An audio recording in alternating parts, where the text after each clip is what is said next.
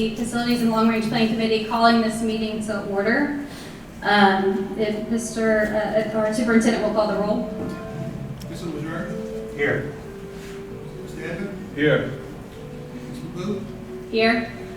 And we have one absent, which is Miss Mexico. So, Correct. one we have a quorum. And we also have Mr. Chad Zorro here. Yes, and I'd like to thank Mr. Chad DeZorbo and Mr. Jeremy Hidalgo for also joining us today. We are at Comeaux High School. We did an 11:30 tour as we typically do for the Strategic Long Range Planning Committee. We try to go and tour the sites and we invite community members, which today we had an overwhelming showing, so thank you community for coming out so that we can see the facility ourselves, see any issues, hear from the faculty, administration, on what are some of the facility issues they're facing, as well as just keep in mind when moving forward with our strategic plan, how will we incorporate those issues and problems into our budget. So thank you. And so that was, item 2.1, chair remarks. So that would be, that's kind of the overview of what we're doing today. And what we have done is, this is our third facility to meet at, and we, again, do that 11:30 tour. It's open to the public. Anybody can come and tour the facility. And then at noon, we have this meeting for an hour to discuss the results of that. Item 2.2, I'll call on the superintendent to give some staff remarks.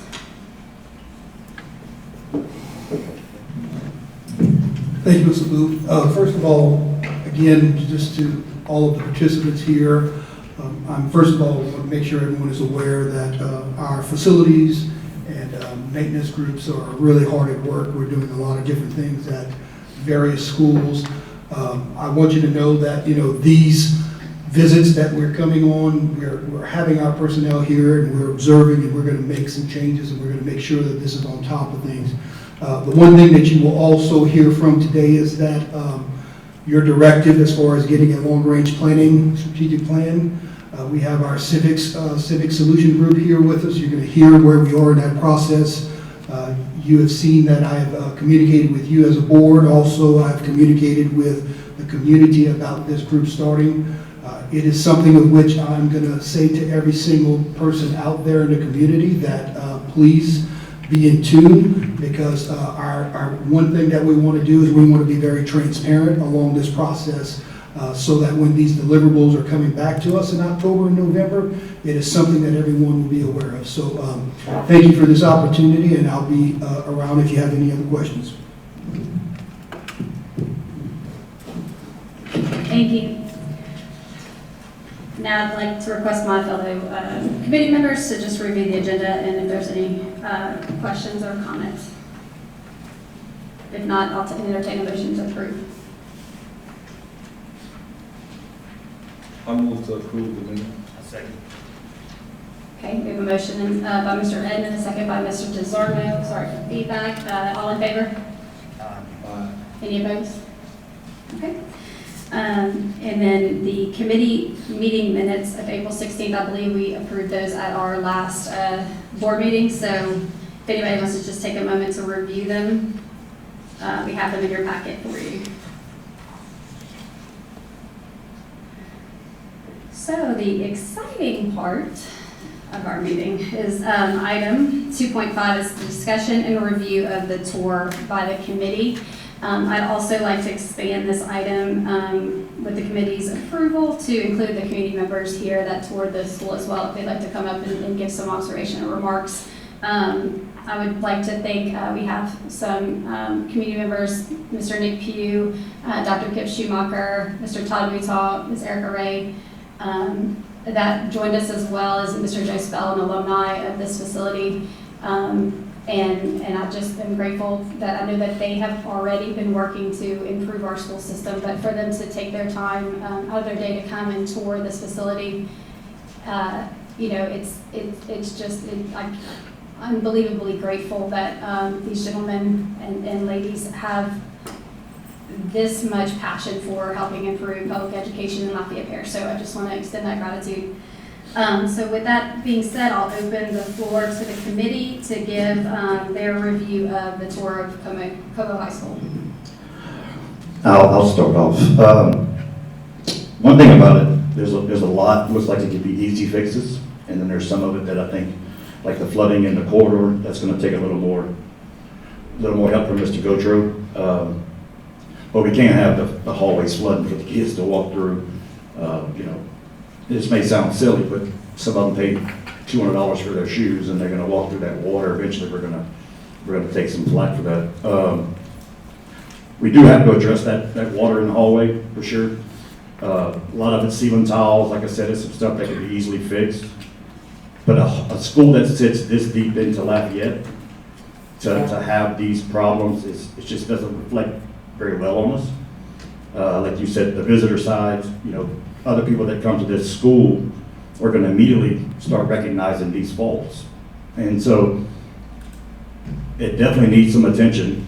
And I know we're under new supervision, we have a new principal, and she's gonna do a great job, but we do have to address some of this as soon as possible, because it is a bad reflection on LPSS. Having this school this deep into Lafayette and having these cosmetic issues that we have.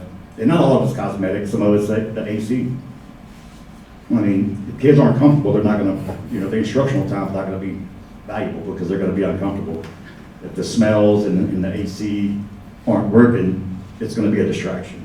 And so we want no distractions whatsoever for instructional time. Well, then we have to address some of those issues. Thank you, Mr. Zorman. Well, I echo some of the same things Chad said, but I wanna mention that perception. When you first walk into any type of establishment, the first thing your eyes do is see. And it could have the best educational component, best food component, just best environment, best vibe. But if the perception is in disrepair or just look poorly maintained, people not to think about what's behind that once they see that. You know, and for kids and teachers and staff, just to become a learned behavior of the ways things look now, I don't think that's suitable for them. I think that things need to be changed, especially in that hallway with that water. It looks like maybe at one time, it was just a covered walkway instead of having walls. So when that was developed at that time, maybe the architect or maybe whoever did the additional planning for that, maybe could have looked into some type of better drainage system, because just covering something up and not having a drainage system that's kind of will flow towards the better way of things the way it should be, it can make some things like this happen. But I truly believe that there's a lot of repairs there. And me being the assistant manager of maintenance and repair at UL Lafayette, you know, it looked like everything I've seen was like a sticker shock to me. It's like, wow, you know, I can't believe kids are trying to learn or being teaching this type of positions.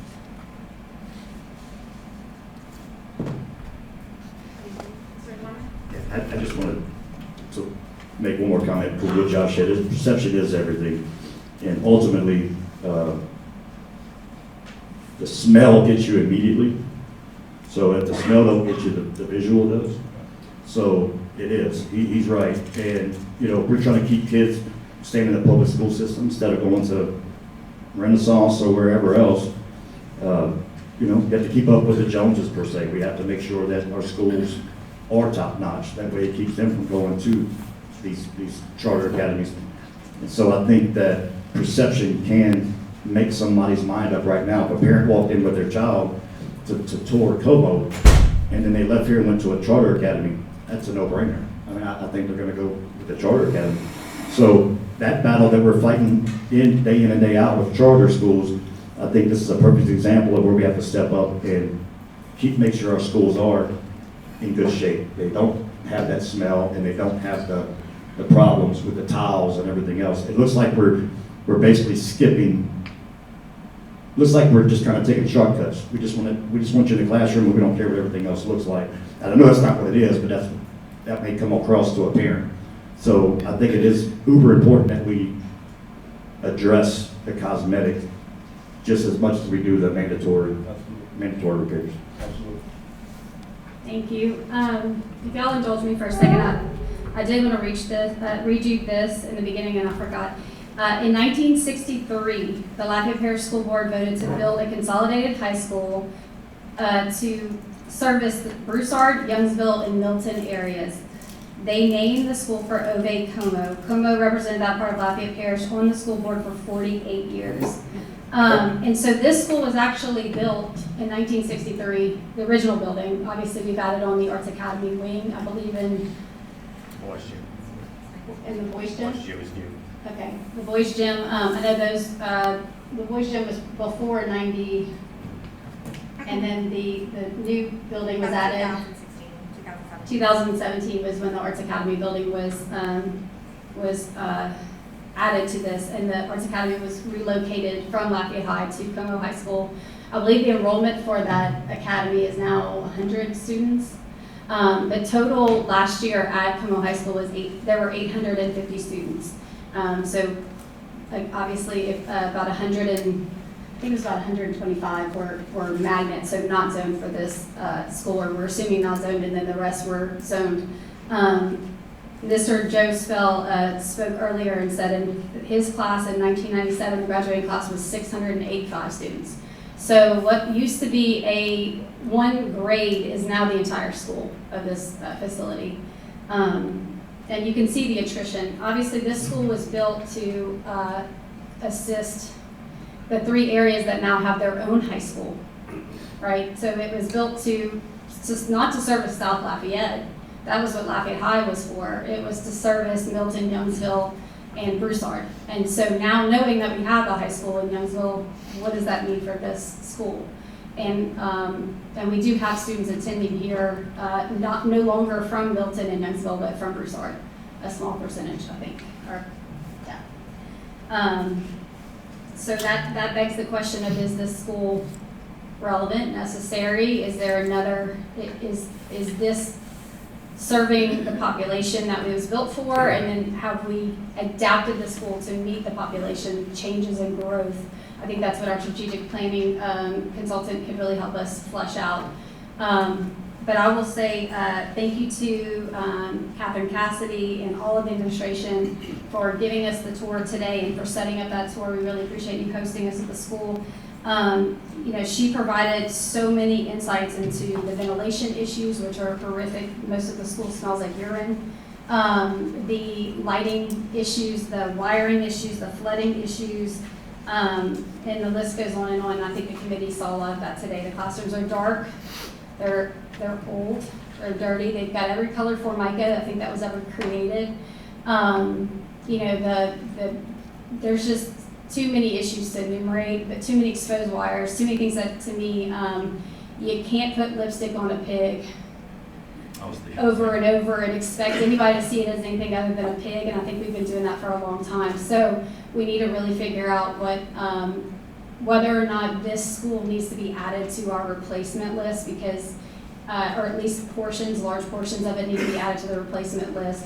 But I think there needs to be definitely a major overhaul if we're going to continue to use this facility for students, to the ventilation and the drainage, because otherwise we are having them, the smell is terrible, and we're having water damage and areas where the counseling office is experiencing flooding. I mean, different areas of the school that are vital to our kids' success, and they're not going to be able to service them. So, do we know the population, what the school is built for at this moment?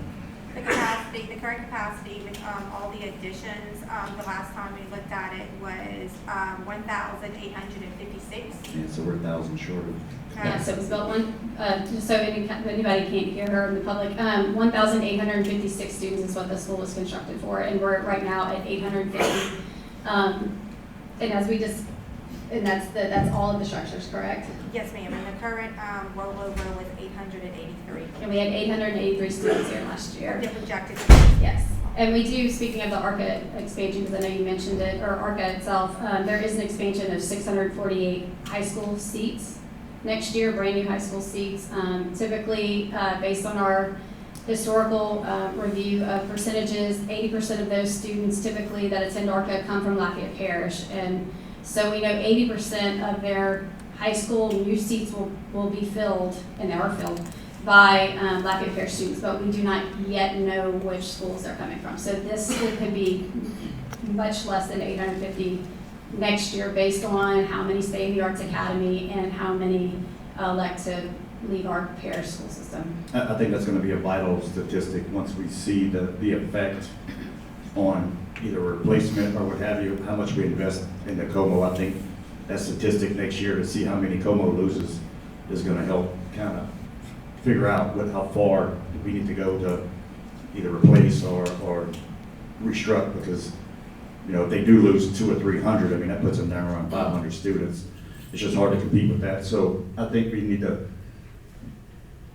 an idea of how many Comeau's gonna lose to decide how far we go.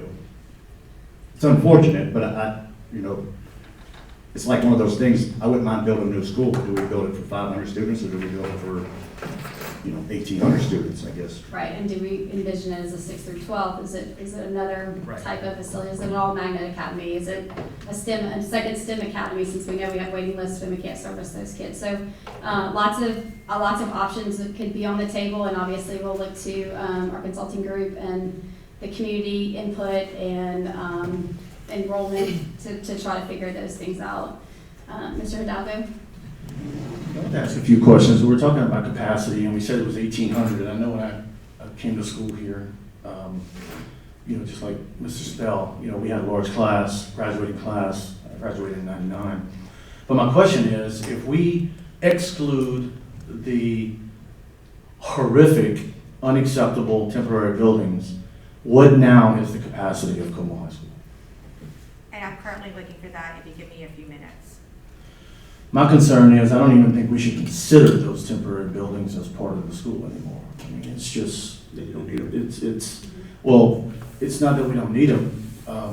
We don't want them, right? Say we in the community. I mean, they're horrendous. We had an effort the last board to get rid of temporary buildings in the parish, and we certainly did a good job. We got rid of hundreds, but at this point, we're counting those buildings in the capacity, and in my humble opinion, I do not believe that's in context. I think we need to face reality that those other buildings need to go, and then now decide what the capacity is.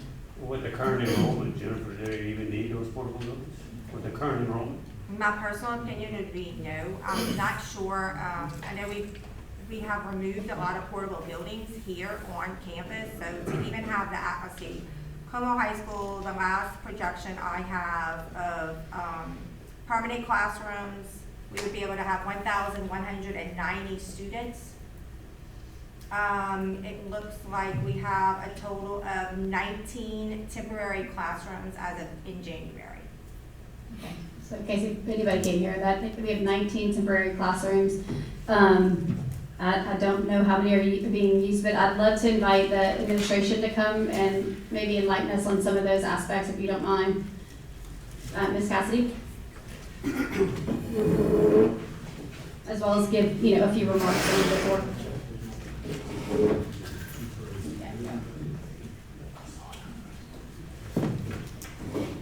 Okay, so we're working on our master schedule right now, and we're trying to get, I think there are 4 or 5 teachers in the current temporary buildings out back.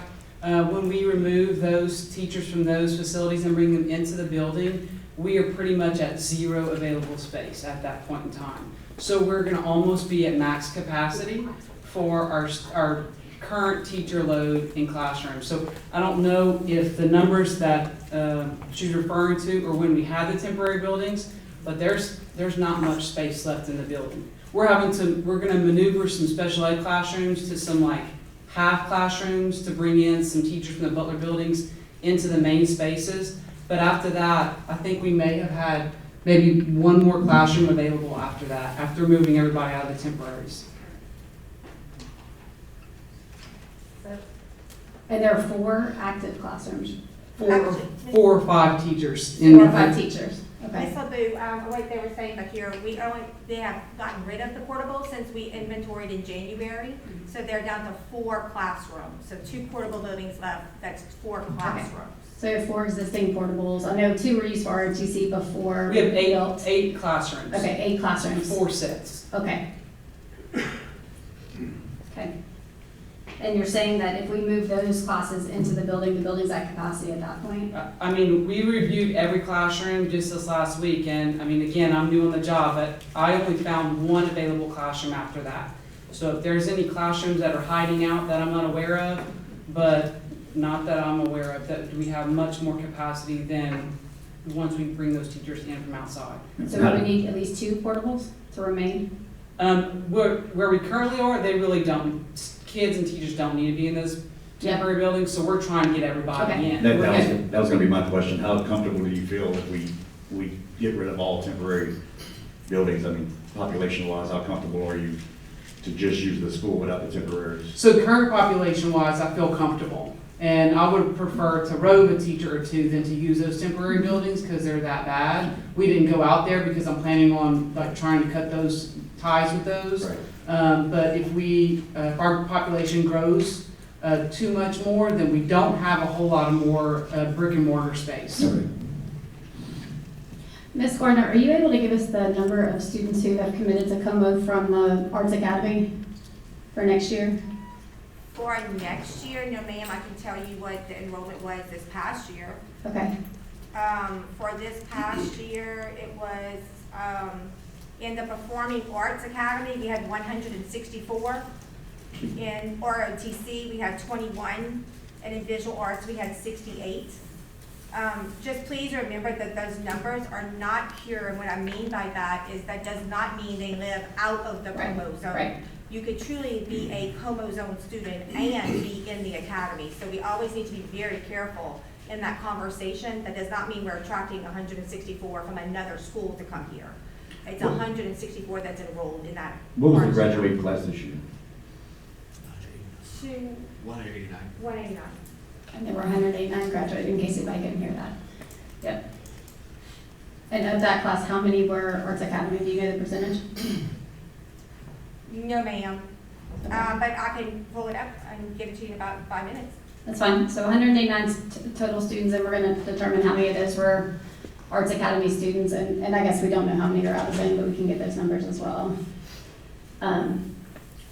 All right, if y'all will indulge me, because I know there's probably some community members who would like to just give their opinion on the tour, and then maybe just scoot out for work purposes. We'd invite them to come up now, just if they want to say any words on their thoughts on the tour, what they experienced and saw, just so we can have some input from others outside of our committee. So anybody that would like to come, you can come up to this microphone and just share a few thoughts. And no one's obligated to, it's just if you would like to share what you observed.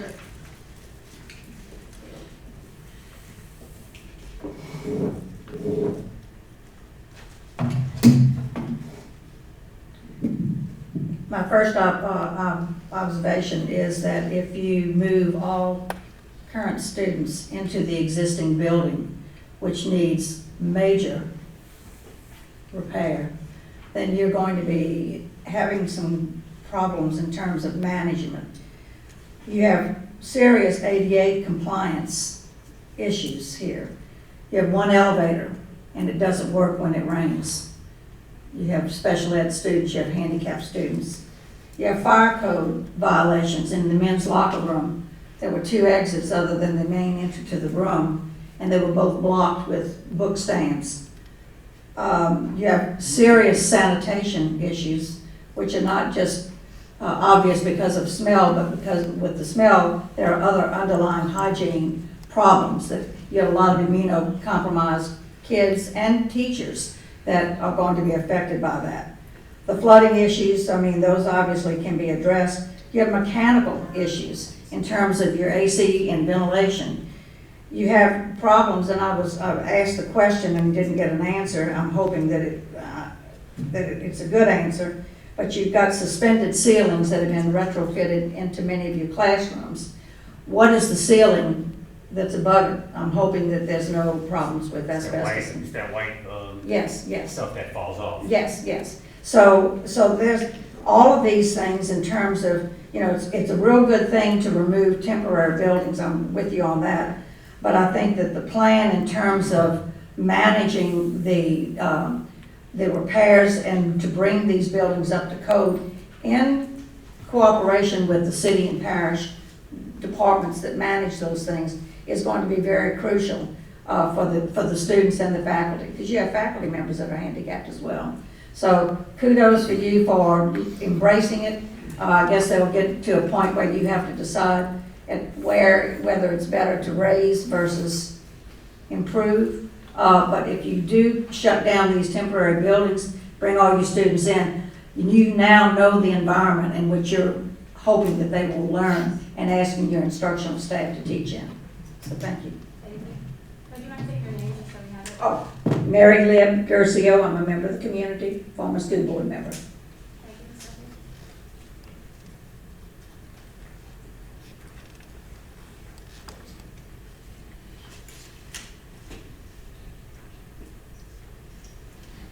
Thank you. Anybody else? I don't want to put it back on the spot, but I would like to hear if Mr. Gautreaux would come up and just kind of give us an idea. Yeah. And I would like to highlight that we have done some improvements, maintenance. We have dedicated some dollars for plumbing in our prior budget, and they are very active on this campus. So thank you for your work here. Yep. So we do have quite a few projects going on this campus. Everything from some drainage. We just added in some new water supply, another meter, painted the front of school. The Butler building issue I wanted to address. So we currently, of the buildings that are out there, 1, 2, 3 of them have already been surplus and through auction. So our process to move Butler buildings out is a little more difficult than known by the public. We can't just come and say we don't want it, we're going to move it out. We have to go to a board meeting first and surplus it. Then it has to go to auction. Has to sit at auction for 2 to 4 weeks. From auction, if a person purchases it, we have to give them 45 days to move it out. So 3 of those have been sold already. Probably 2 weeks ago, they were sold on auction. So we have to give the buyer another 30 days to get it out. So that's what's happening with 3 of those right now. I just put in a message to have a board agenda item created to surplus the last 2. So as of next week, they will all be surplus. The process for the next 2 will go up to auction. We'll put it for 2 weeks. If it sells, we've got to get 45 days. So it's looking like the soonest we'll get all of them out would be about 60 days from now or so, maybe a little more. But the 3 initial ones that are out there, we will get out quicker. I taught at this school for 15 years. I know this campus very well. It does have a lot of needs. The main thing, and when I taught here, like they're saying, we had 2,200 kids here that last year I was here. Mr. Lejeune was here for 11, 12 years. I was here for 15. So we spend a lot of time on this campus and know it very well. We know the needs of it. It needs a lot. It does need a lot. We have many things on the list. One of the bigger projects right now, we all walked through the gym. We saw the bathroom, locker room areas there. We do have a big project in the works. The first phase went to purchase order last week to have some plumbing and stuff done in that gym and locker area. We have a second phase coming in. It's total about $400,000 we have dedicated there. We do have a new roof going up on the gym in the back half of the campus. The other half was done just a few years ago. So as in about 3 months, there will be no roof on this campus older than about 7 years old. So the roof is the life of your building. So we did put total between those jobs, probably about $4 million in roofing in the last few years. So we did get a lot of money there. Comeaux probably has the most projects going on right now in construction of every school in the district. So we're putting money in, it takes a lot. So from my standpoint, if we have funding, we'll do everything needed. It comes down to the funding for us. And again, I know it shouldn't be personal, but my dad graduated here, my family came here, I didn't, but taught here for a long time. So whatever this school needs, I want to get it done and make it usable for the community. The front of the school was Mr. Touchet's idea. It's the painting, and I think overwhelmingly in the community that came out great. But again, it's just paint, but it's a start, and they give a positive look to it, and we want to get that positive part going. So whatever we can do, I know this: the drainage area in the center part of the school is a major thing. So as a group, that's one thing we need to consider, is how to remove that water from the center of campus. Comeaux Lake is what they called it when I was here. Many days I was out there with a shovel, cleaning out culverts while it was raining just to prevent it from happening. So the school does have some need, but don't want to give up on it either.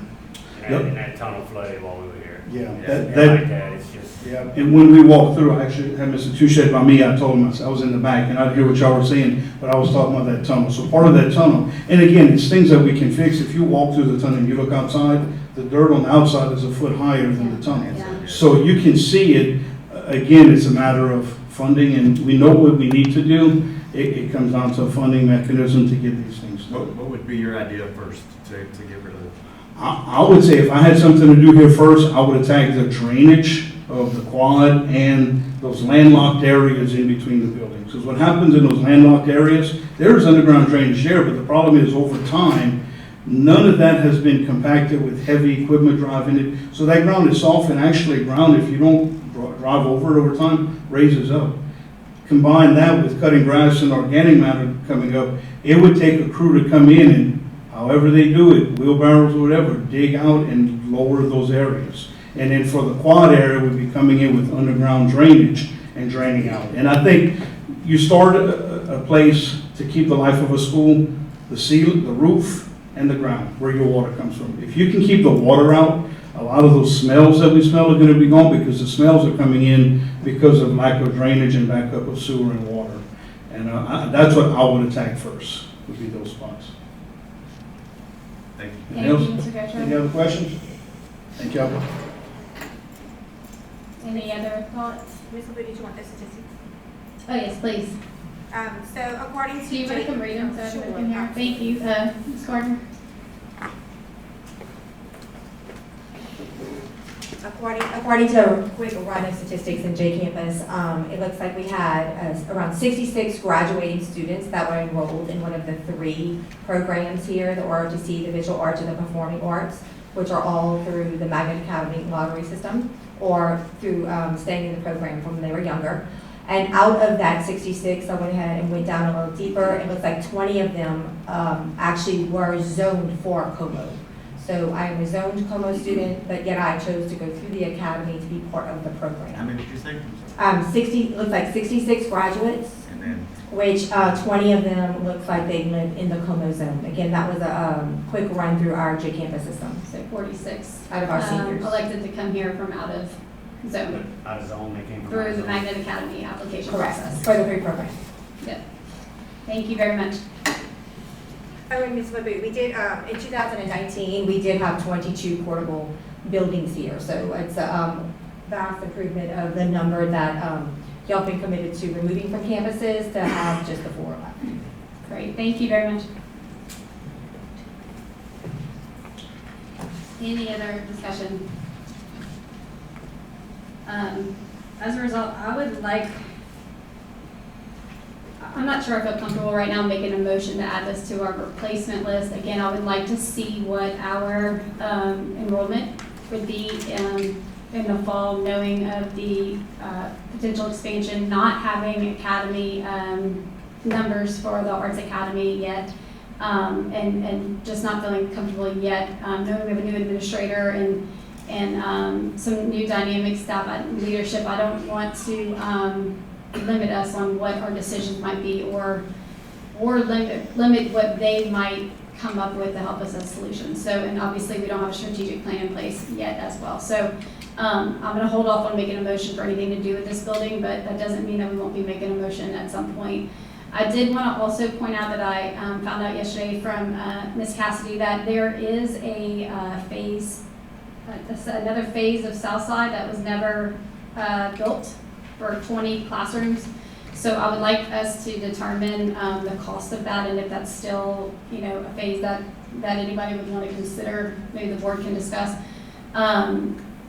Because maybe the expansion of that school, pending the numbers and pending what we see, could be part of a solution.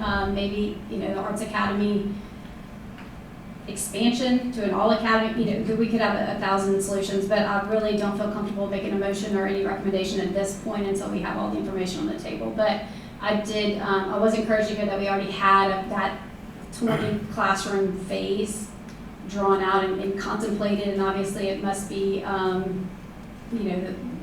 the site must be able to accommodate that. And so, so that, again, could be part of our consideration, and would be a lot less expensive than completely building an entirely new high school. I see some clapping, so thank you. Anybody else have any more thoughts or comments? Okay, moving on.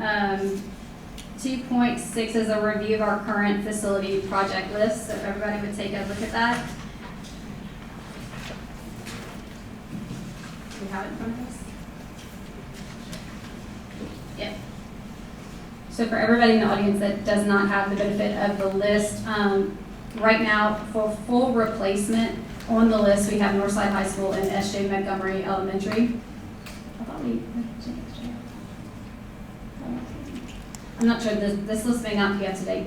And then as far as additions and renovations, we have Judy's Middle School Library and Academic Wing Addition, Acadiana High School Academic Wing Addition, Southside High and Home and Visitor Stadium, LJ Alma renovations, David Thibodeau STEM Magnet Academy Gymnasium.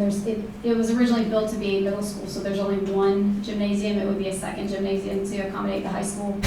Karen Crowe High School Academy of Information Technology Center, which will likely be our next location for our meeting. We moved it from Karen Crowe to Comeaux, just knowing that we really needed to have everybody look at this facility as quickly as possible.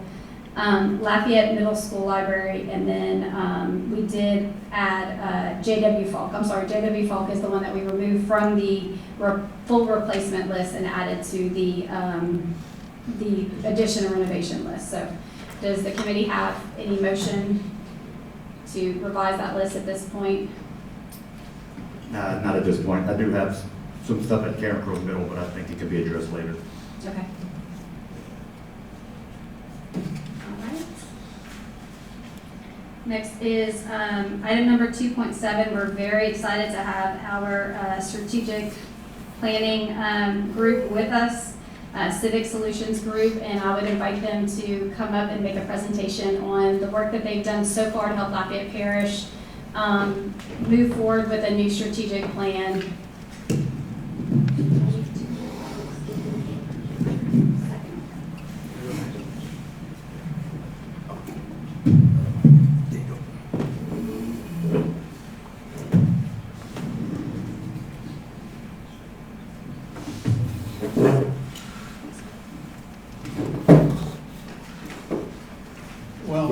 Good afternoon. I'm Paul Pastorek, and I have Gabby Figgetti with me. We're with Civic Solutions Group. We're going to make a little presentation as soon as they get it queued up. But I thought I might make a couple of comments. The conversation that you're having is in the neighborhood of what we're going to talk about today. You're way down at the micro level. But this is a strategic planning conversation that we're engaged in. And what we're looking to do is provide an holistic view of the district, the whole district, and how do we optimize our resources when it comes to this district. And so the title of this presentation is an introduction to district optimization. And by optimization, we mean how do you take all of the resources that you have and use them to their fullest extent. So resources are money, resources are facilities, resources are people. It can include other things like technology, etc. How do you bring all of these together at a macro level, at a strategic level, to be able to make broad decisions, which will then help you just make decisions like the very conversation you were having here today. Let's go to the next slide, please. Our agenda is first to talk about how we will engage the community. Second, to give you an introduction as to what this optimization is about and is happening around the country. Third, to talk about some very preliminary data. A lot of work is being done right now to receive data from you and evaluate that data. But it will take some time. To review the priorities and process. So this is really a very important topic here because we are looking for the community and the board to identify its priorities. That will guide us in then making a recommendation ultimately to the district. And then finally, what is our timeline? All right, let's go to the next slide. So we believe that and I know the board and the superintendent believes that we need to have maximum input from the community, from the board, from the district, so that we, Civic Solutions Group, can provide the best recommendation, but independent recommendation that we see based upon the information we're seeing. We're going to engage a community advisory panel. The superintendent and the board is working on appointing that panel. That panel will be involved in a more regular and organized fashion with our team around the items that we're doing. The description of that panel is still being worked on. I believe it will become public here very soon. Another way that we will engage the community is around surveys, around town halls, public meetings. We're going to be launching a website here very soon, which will keep the public informed as to what we're doing. Even though we're having these meetings with the community advisory panel, we'll be informing the community in this way, the broad community. And then we will have a public email address, again, here very shortly. And anyone can at any time send us an email about anything, and that will go into the calculus that we'll be using here. We'll talk a little bit more about when these things will happen when Gabby presents the second half of this. Next slide, please. Now, optimization is something every school district should do on a regular interval. Some school districts are having to deal with some of the challenges in emergencies type situations. Right now, the San Francisco School District, the school district in the state of Washington, Seattle, there are dramatic changes in enrollment that are occurring there. There are changes in enrollment that are occurring in lots of different places. And districts have to respond. But I want to say, you know, some of those are like things you don't have control of, lower birth rates. Some of those things are things you have control over. Competition of other schools in, you know, whether it's Catholic schools or charter schools or neighboring districts. There are other, and I think this is really important, there are other shifts that are taking place within the district. People are moving to different parts of Lafayette, and different parts of Lafayette grow and recede. We were just talking about Comeaux was a big school at one time, but other schools have developed and have taken some of the school population away. So these shifts that take place, whether they're national trends, and there are many, or whether it's the local community and the shifts that are taking place, you have to react to that, right? And you want to do that at a strategic level as well as the kind of detail that you talked about today.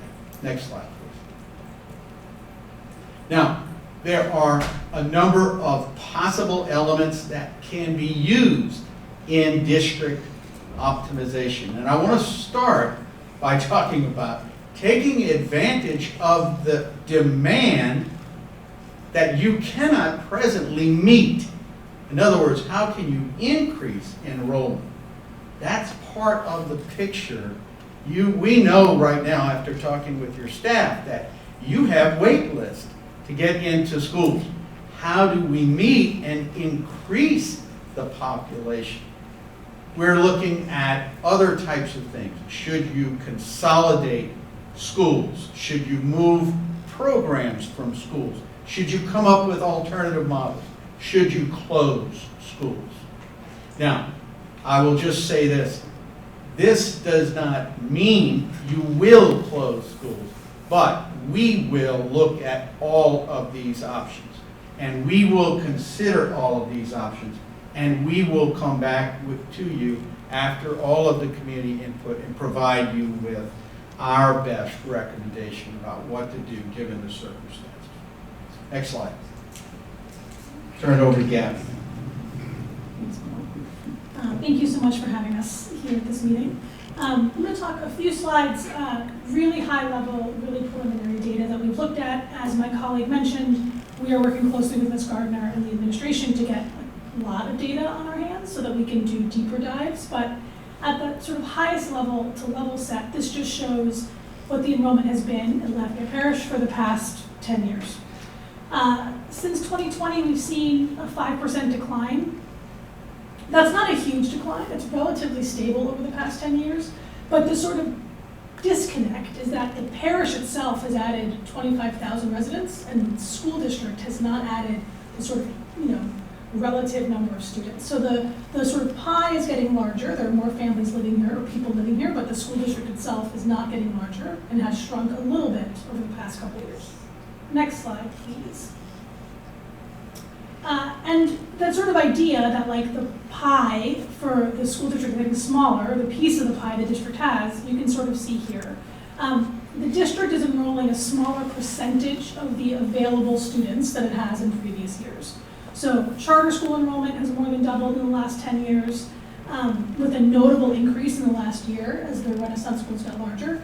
It is possible, the thing we cannot yet disentangle, and we'll have to see whether we can work with the department here in Louisiana to get better data, is how many of those students in the charters live in Lafayette Parish. The charters nearby can enroll kids statewide, so it's possible they're also pulling kids from neighboring parishes.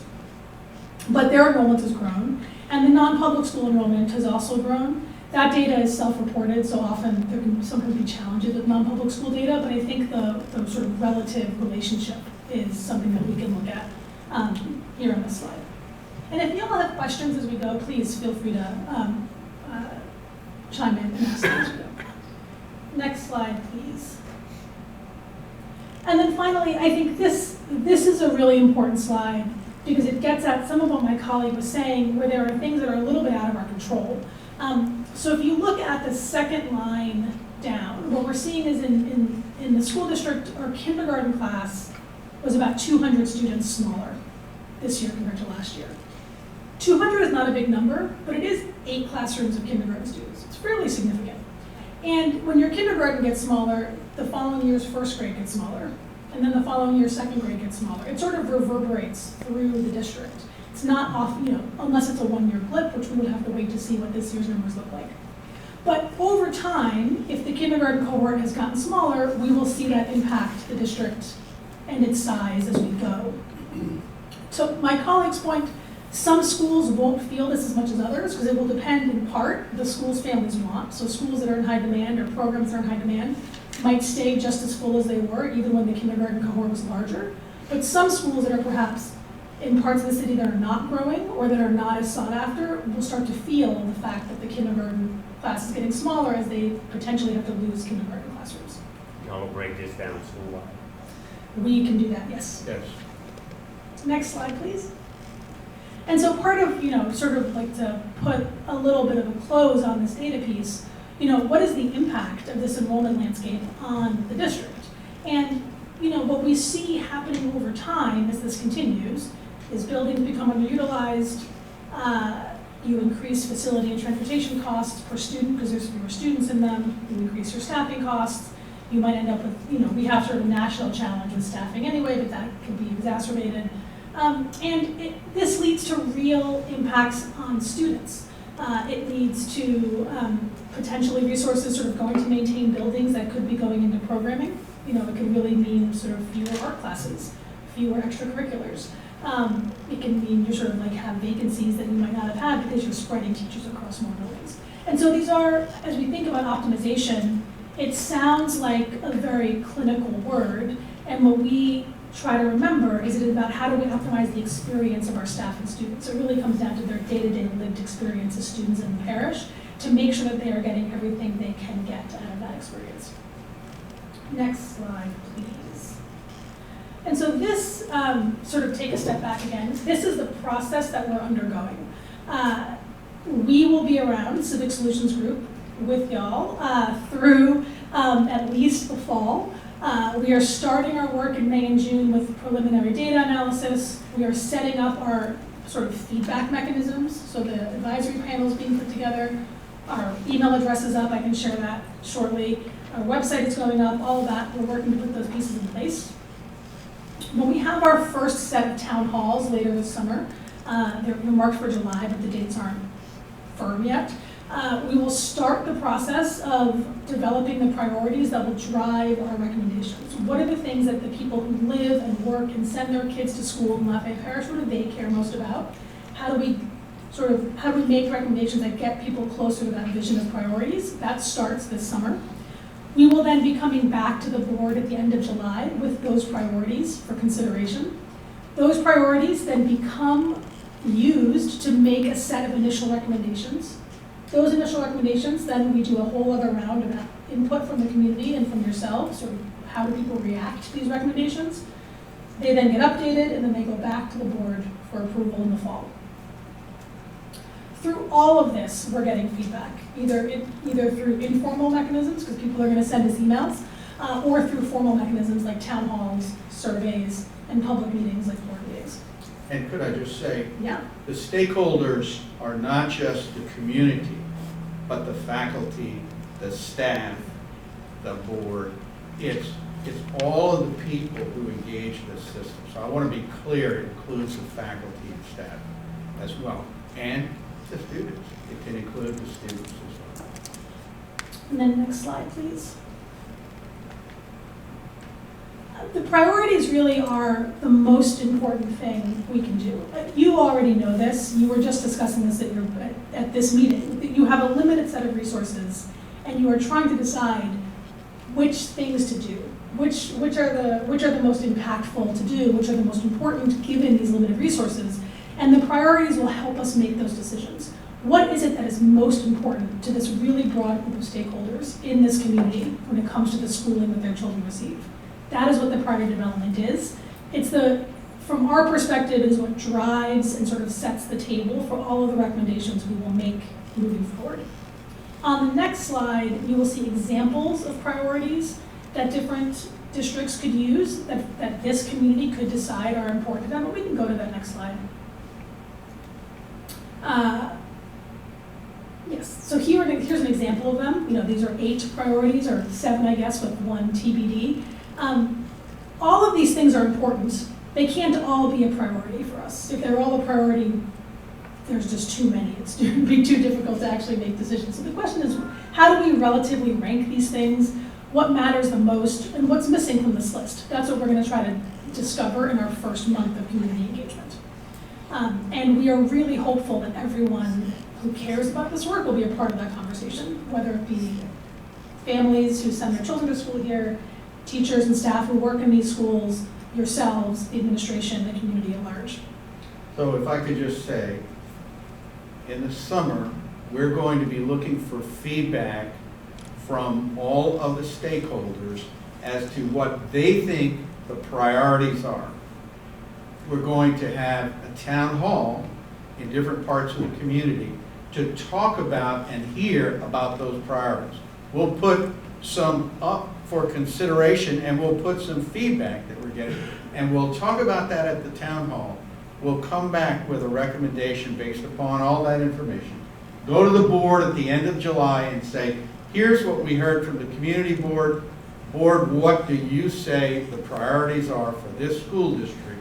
And then we will articulate the data in line with those priorities. So this prioritization is driven by the stakeholders, not us. and then we align the data to the prioritization. On the next slide, you can see that same timeline built out. And to my colleague's point, the priorities are really important because that is the standard we will apply all your data to.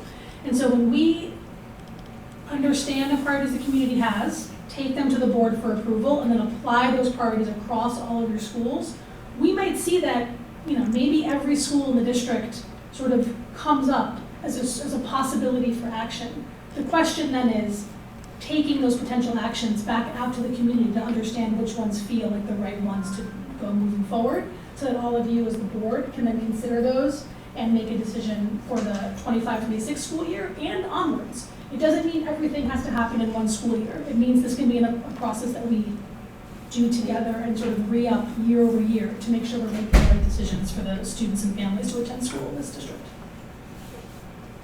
That's it. And that's all from us. Thank you. Thank you.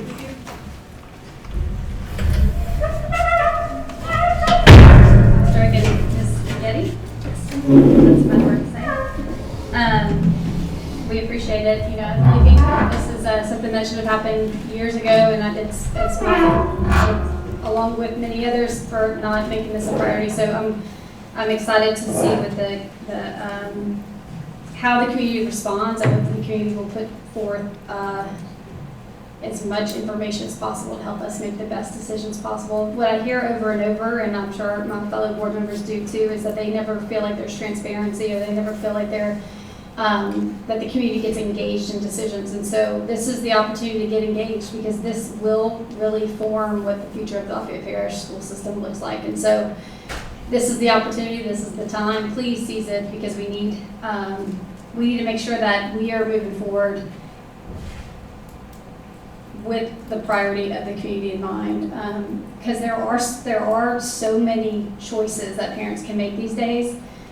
If we're not trying to be competitive as part of that choice, or even aligning ourselves with what they're looking for as a choice, we're going to fail. So I just want to thank you guys for the presentation, and just really hope the community invite you all to really engage with this, the internal stakeholders and the external stakeholders. So thank you for including all of our staff and administration, and teachers and faculty and everybody, because those internal stakeholders are invaluable, and their advice is invaluable. So I'm just looking forward to it. Thank you. Okay, item 2.8 is community input. We kind of did that earlier based on our tour of the facility, but if anybody has any additional community comments, Ms. Cassidy, I'm welcome to come up.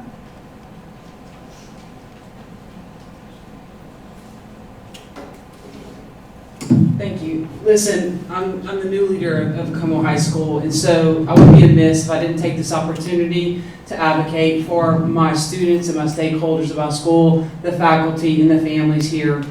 I love the idea of what the committee presented, and having the opportunity to get and receive stakeholder feedback. My concern with that is you don't know what you don't know. So receiving feedback from families who haven't already solicited other opportunities, who may not want to attend Comeaux for whatever reasons. I'll liken it to this. I'm old, so I was a health and physical education teacher, worked in an air-conditioned gym for years. So other schools that have air-conditioned gyms, I thought they're pansies. They're not learning how to be gritty and learn how to really work hard, until I had an air-conditioned gym. And then all of a sudden, I realized that my ability and my output and my what my school got out of me in an air-conditioned gym, I realized I wasn't optimizing my talents because I was in an unair-conditioned gym. I didn't know what I didn't know. So that would be my only concern for our families and the staff and the students of Comeaux High School, is that when receiving feedback, they don't know that there's better opportunities out there. So I would just be, I just want to make that comment, because I think we actually they need to be exposed to what opportunities they can have. Having been, the leader of Southside, and having seen the environment and what it can do for the psyche of a student and for a teacher, is monumental compared to what experiences they're getting here. Every student should have that opportunity. And so I'm here today and taking this moment to fight for our families of Comeaux High School. And if we're gonna try to resurrect and bring back families to the school to want to attend, we can't just continue to accept the families that are accepting the mediocrity that is acceptable here. And so just keep that in mind as we collect this data collection. You might be receiving feedback from families that don't know that there's other opportunities out there. Thank you very much. Anyone else? Okay. And any 2.9 business input, any business leaders in our community want to have a few moments to say anything? Okay. That being said, then item 2.10, discussion of location for our next meeting. So originally, as I discussed, Ms. Mason and I really came and looked at Comeaux, and we decided that we would ask and our committee to be willing to move the meeting that we originally had scheduled for June 4th at Karen Crowe High School to Comeaux, just because we felt like it really needed that attention, and y'all were gracious enough to do that for us. So again, we didn't want to take it off the table. We just really felt like this was a higher priority and need at that point, and I'm grateful that y'all agreed to come see it. So yeah, I'll leave it up to the committee, but if you want to make a recommendation outside of Karen Crowe High School, we can do that. Otherwise, we can go along with what was originally our plan for our July meeting. I recommend Karen Crowe High School. Second. Okay, all those in favor? Aye. Anybody opposed? Okay. Oh, sorry, I forgot. Public comment, any public comment? Any committee comment? Okay, motion passes. All right, and so item 3.1 is we're going to adjourn. Thank you all for being here. I know this was a very educational experience for me, and I just appreciate, again, all the community members that came, especially those that I called last minute yesterday, and then our consulting group for being here, as well as I see some teachers from Comeaux. So we just appreciate you all being here, and have a wonderful rest of your summer. Thank you. Ms. LaBrie, before you adjourn, would you please go back to approving the minutes? I apologize. No problem. Yeah, I thought we had approved the minutes from the April 16, 2024 meeting, but we did not at our last school board meeting. So we do need to return to item 2.4 and do that. Do y'all take a minute to review them? Yeah, first approved. Okay, motion by Mr. Desormeaux, a second by Mr. Edmond. Any public comment? We're just approving our minutes from our April meeting of this committee. Any board comment? Okay, all those in favor? Aye. Any opposed? Okay, motion passes. Oh, aye for me as well. All right, now we are adjourned. Thank you.